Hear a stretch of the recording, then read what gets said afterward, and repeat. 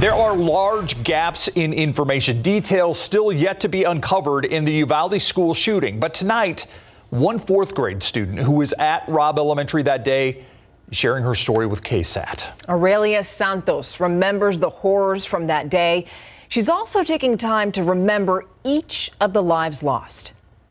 Neve Bravo was a really pretty girl, and she was also a really fast runner. And the McKenna Elrod, she liked the colors pink and blue, and she liked playing with the fidgets. And Jacqueline and Eliana, they were friends. And Amory, she was my best friend. She was a beautiful and amazing person. She was really smart and really funny. Aurelia is now undergoing counseling.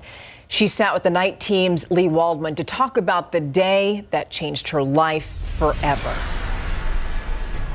Continuing our coverage of the tragedy that unfolded inside a Uvalde elementary school. Is it hard to remember everything that happened that day? Yeah, because I don't want to remember what happened, so I try to forget it. Her voice is quiet, her strength mighty. Everyone was crying, so I was trying to calm down my friends. 10-year-old Aurelia Santos was on the playground for an early recess on May 24th. She says it had been a fun day in Miss Martinez's class until we started running inside. Everyone was screaming and crying, and apparently the shooter, where he crashed, he shot at us first. Santos and her classmates got into another classroom, the lockdown sirens blaring, an unmistakable sound cutting through. I heard two bangs go Santos says her class knew what to do. Their lockdown drills taught them to stay quiet and out of sight. An officer helped them evacuate. Then they took a short bus ride to the Civic Center. There was a bunch of 3rd and 2nd grade classes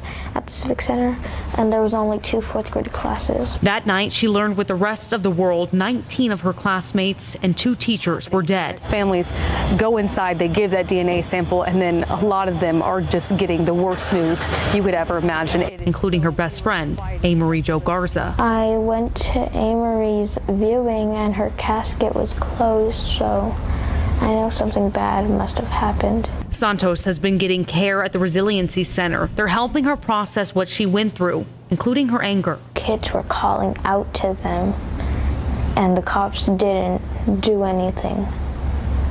They were right there. They didn't stop him, they let him. Santos says she's not afraid to go to school next year because she doesn't think this will happen again. Even if they can't, I will still try to live to my fullest.